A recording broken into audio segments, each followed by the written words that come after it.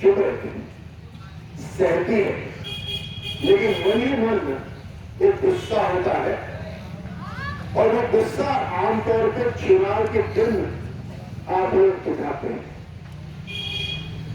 मैं जानता हूं इस बात को, लेकिन भारतीय जनता पार्टी ये जन आक्रोश यात्रा तकरीबन 1 साल पहले निकाल रही है इसी कारण से कि इस बार जो राज्य सरकार जो कांग्रेस की रही, उन्होंने जिस तरह का शासन करा, जिस तरह का कुशासन करा है, वो इतिहास में कोई पार्टी ने इस तरह का शासन राजस्थान में नहीं करा। ये 4 राजस्थान की कांग्रेस की सरकार की बिगड़ी, लेकिन चेहरा राजस्थान की जनता का बदनाम। दिल्ली में हो, पूरे देश के अंदर हो, चुनाव हिमाचल के, गुजरात की हो रहे हैं, लेकिन बात पूरे देश में राजस्थान की हो रही है। कोई अच्छी बात नहीं हो रही। बार बार हम राजस्थान वाले जब भी कहीं जाते हैं, बात हमेशा यही होती है, क्या हो रहा है आपके राजस्थान, ये क्या हो रहा है। हर रोज 18-18 बलात्कार की खबरें छप रही। ये क्या हो रहा है कि संत महात्माओं को दाह संस्कार करना, तो आत्मदाह करना पड़ रहा है, जमीन बचाने के लिए आत्मदाह करना पड़ रहा है, पुजारियों को जलाया जा रहा है, या इस तरह की हालात बनाए जा रही है कि पुजारी को जलना पड़ रहा है। किस तरह कन्हैया की गर्दन काटी गई, ये तो एक वीडियो पर दिखा दिया। जो वीडियो पर नहीं दिखाया, इतने कितने कन्हैया होंगे आप सोचिए। आज हम ये ना समझे ये तो उदयपुर में हुआ है, या ये बलात्कार तो कामा में हुआ है, यह म्यांमार के अंदर जो हत्या हो तो सीकर में हुई, ये हमारे घर में भी होगा अगर हम सचेत नहीं हुए। आज हमें जागना थोड़ा जरूरी है, और इसीलिए जन आक्रोश की यात्रा निकाली है कि आज ये गुस्सा अपने अंदर नहीं रखना। आज जहां पर भी आप बैठते हैं, चौपाल में बैठते हैं, चाय की दुकान पर बैठते हैं, जहां बैठते हैं, आपके हाथ में मोबाइल है, उसमें चर्चा करनी है, बात करनी है। बहुत से ऐसे लोग हैं जो बहकावे में आ जाते हैं, समाज का हुआ दबाव हो, कोई उसमें दबाव में आ जाते हैं। ये कब तक हम भटकते रहेंगे उन छोटी चीजें। मेरा तबादला करवा दिया, मैं उस वजह से तक गया। हमारे आने वाली पीढ़ी है, हमारी जो भारत की संस्कृति है, उसकी रक्षा कौन करेगा। ये 400-500 साल पहले लोगों ने अपनी गर्दन कटवाई थी, तब जाकर आज हम अपनी संस्कृति का, वो संस्कृति में चल पा रहे हैं। हमारा आज इतिहास जिंदा है। आज अगर इस धाम की आप पूजा कर सकते हैं तो इसी कारण, क्योंकि बहुत लोगों ने अपना बलिदान दिया है। हमारे ऊपर जिम्मेदारी है, हमारे ऊपर जिम्मेदारी है इस भारत की सुरक्षा करने की, इस समाज की सुरक्षा करने की। और इनकी अब ये गैंगवार वालों को, ये तो वर्चस्व की लड़ाई हो रही है। ये जो गैंगवार हो रहा है वर्चस्व की लड़ाई है। मेरी जमीन यहां तक, मेरा कब्जा यहां तक होना चाहिए, वर्चस्व की लड़ाई है। और ये वर्चस्व की लड़ाई किसलिए हो रही है? जब वो देख रहे हैं कि राजस्थान की सरकार भी वर्चस्व की लड़ाई कर रही है, तो ये गैंग वाले दूर कहां रहने वाले हैं?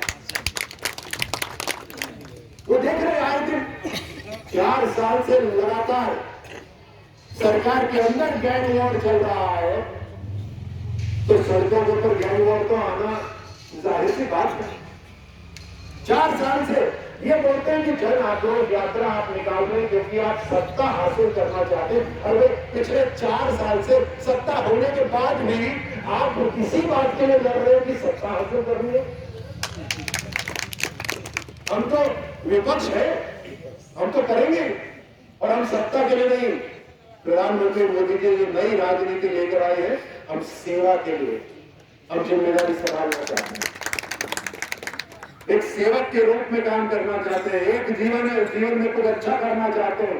एक जीवन है, उस जीवन के अंदर इस देश के लिए जीना चाहते हैं। एक जीवन है, उस जीवन के अंदर आने वाली पीढ़ी के लिए एक शानदार राजस्थान बनाना चाहते हैं। हम उसके लिए सेवा किया है, और इनकी कुर्सी की लड़ाई पिछले 4 साल से चल रही है। एक योजना नीचे तक नहीं पहुंचा पाए।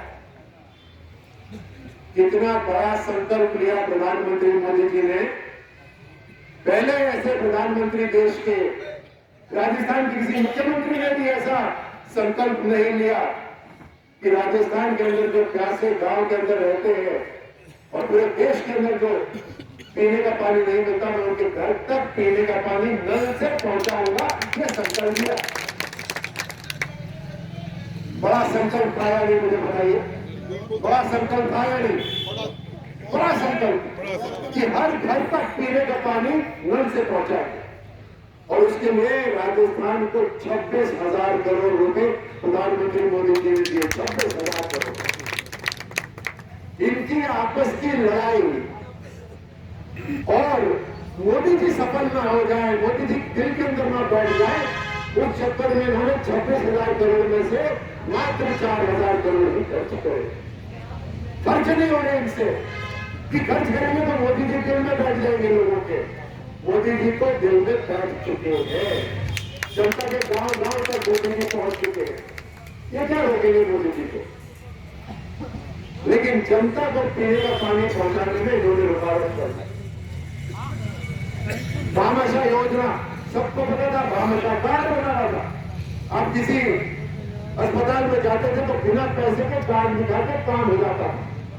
अब इन्होंने एक नई चिड़िया निकाली है, चिरंजीवी, उड़ के नहीं दे रही, कोई अस्पताल स्वीकार ही नहीं कर रहा उसको।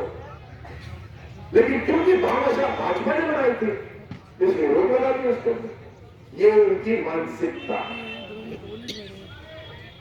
पुलिस प्रशासन, इन्होंने जैसे बादल साहब बोल रहे थे ना, एक दुकान खोली।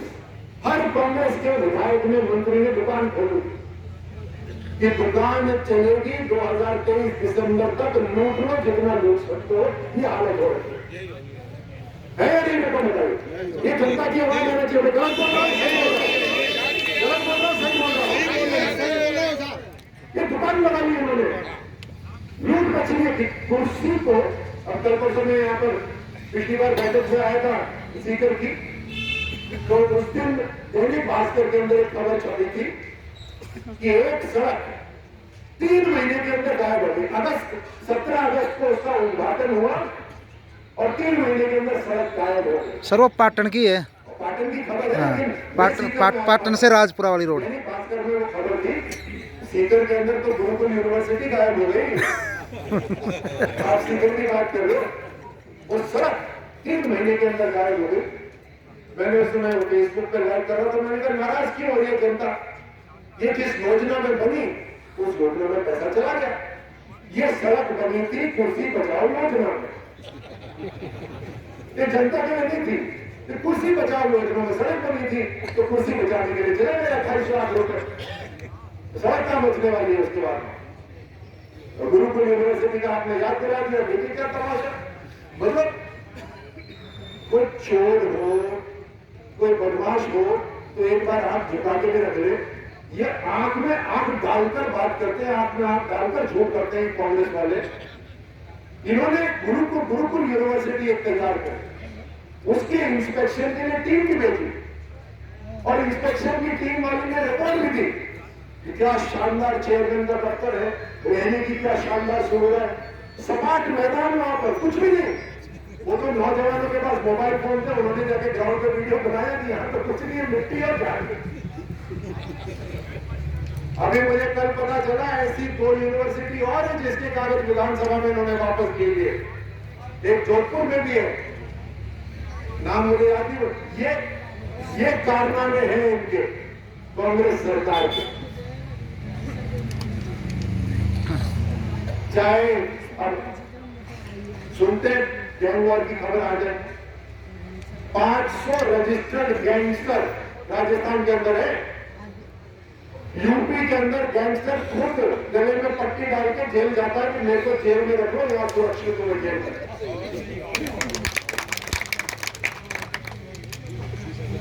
अगर कोई बेल के लिए कागज डालता है ना तो वो खुद बोलता है मैं बेल नहीं चाहता, मैं जेल में रहना चाहता। ये यूपी का हाल है। और वहां से भाग के सब राजस्थान में आ गए, क्योंकि राजस्थान में तो मौज है इन लोगों की। सरकार के अंदर भी नहीं हो रहा है, सरकार के बाहर भी नहीं हो रहा है। पिस कौन रहा है? जनता को। जो कानून का पालन करती है जनता, वो आज पिस रही है। वो आज घबराई हुई है। उस बेटी की तस्वीर जो अपने बाप को कसर गोल पर रख के आज बेटी की उसकी तस्वीर जो बेटियों के साथ जो बलात्कार दुष्कर्म हुआ है, ये सब देखकर आंसू आता है कि राजस्थान की हालत ऐसी हो रही है। इसको बदलने की ताकत बताइए किसमें है?